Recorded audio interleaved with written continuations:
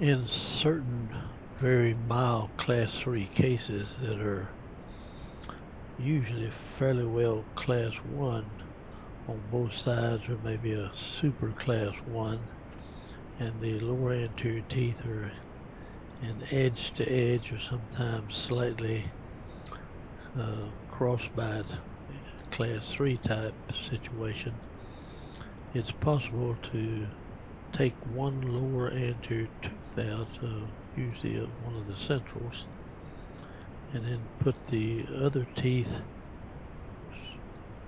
together in the anterior part of the mouth and just have the one central that's left would split the midline problem. So your upper centrals would be coming down something like this,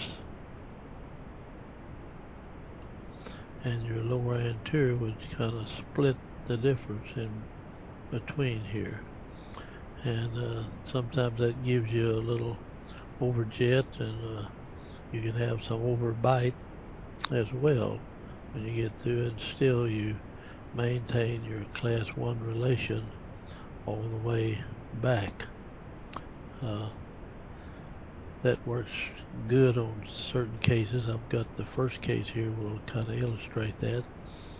I have another case where in an older person where the teeth were just absolutely flat, that you could go ahead and take a tooth out and put it together and then leave the teeth occluding in the back part of the mouth just like they normally were.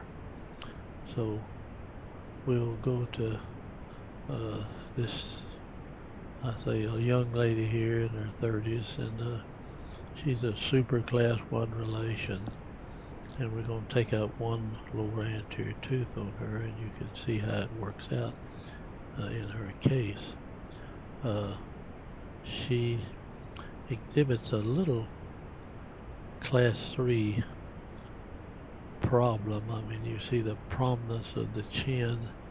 It's just a little bit prominent, but not a great deal. And when she smiles, this is after we finished the case, you can see the lower central right in the middle between the teeth. I should have taken a picture before I started. And looking at it from the profile view, it's just slightly full in the anterior part of the mouth. Okay, here's the way the models were, and we elected to take out the lower left central right here, and we'll move this lower right one over where it'll come out around about along here somewhere, and then I can jump these teeth out of the crossbite and get them on this side and get this tooth over, this lateral over here, also corrected, and we'll still be in a pretty good Class 1 relation, and we'll just draw these teeth. We'll come back some and give us a little overjet while we try to do that.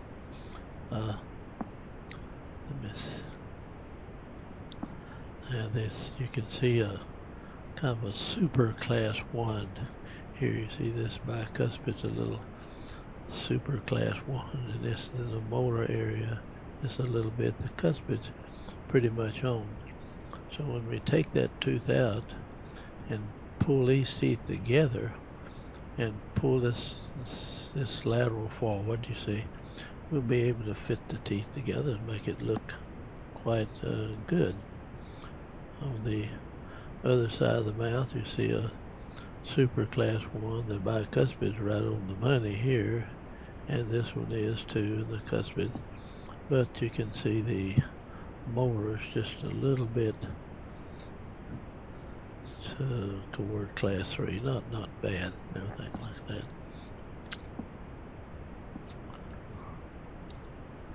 Now, looking at the palate, you can see a little deviation in the center line of the palate. It's not bad.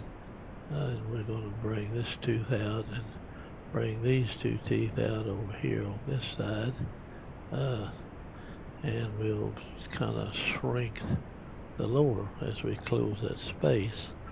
and it works out quite good. So this is a good solution for these mild class 3 cases where you can do that. Now, this lady had some pretty terrific tori in there, and we didn't try to have them removed or anything. We just went ahead. Now this takes up part of the room of the tongue, you have to remember. So if they get really big and they're crowding the tongue starts pushing the teeth around, you probably have to go in here and take these tori out. But anyway, we extract this tooth and move these together like that, and it'll bring this anterior part of this in, and we start moving it from the back, the distal of the cuspid, all the way around to the distal of this cuspid over here as we move it, and we close that space up. So here's her cephalometric picture. This is after we finished, and this lady was a little dissatisfied with her pagonian. It went on out pretty good, and so she had a genioplasty done where they take this part back, and they take a piece out of it and move this back, and have wired it together down in here. And that's, people can either do that or not do it, but her chin looks fairly normal now. It may have been a little bit protrusive prior to that.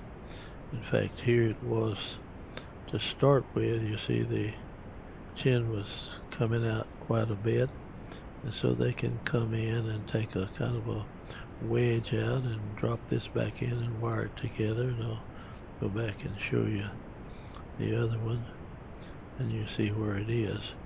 The soft tissue kind of reveals it some. It's pretty prominent out here, and after we go back it's less prominent. And on a lady, this might really be a good point for them, whereas a man, if he's got a protruding chin and looks aggressive, that's okay, but in a woman that might not be the best thing to do. So here's the lower anterior that we're going to remove. This is an old type Panorex, and I have them bite together, and it gives me my relationship in here and everything. So we just leave the occlusion of the teeth alone. Back in here, we just work on the anterior part of the mouth and get these teeth across in the upper. So now you can see where the chin was wired back, chin button was wired back, and reduce the protrusion of the chin, made her look a little more feminine, I think. And this is some pictures of her after we finished. You can see the lower central, that's the right central. We took the left one out, and you can see it's right in the dead center of the gap right there.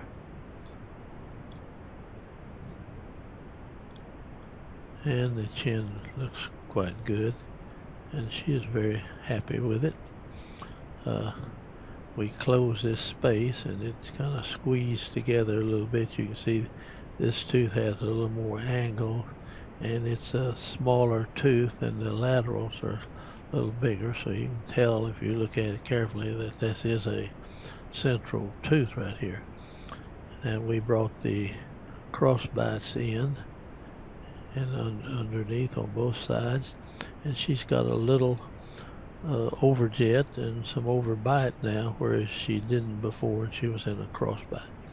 And that's a excellent treatment for mild class 3 case like that. You can go in, especially on adults, and do that. Then we put her in a wraparound retainer that we don't go across the occlusion with any kind of wire, and you can make these wraparound retainers that stay in really good. You can put little wedges of composite underneath these teeth. If you have a problem with them staying up there, we can fix them where they'll just stay in. You have to just really work at getting them out if you want to fix them that way without any kind of clasp on them at all. And I don't like anything crossing the occlusion, especially where it touches, because the teeth go one way while they're wearing it. When they take it out, they go another way. So you want the teeth to go home and stay there, you see, and let them get stable right in that spot. But this worked out quite well. Now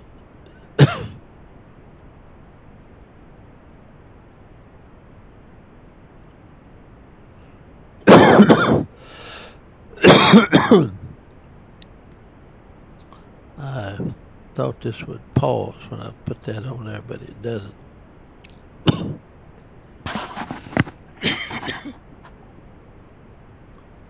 way I know to pause now is to go over here and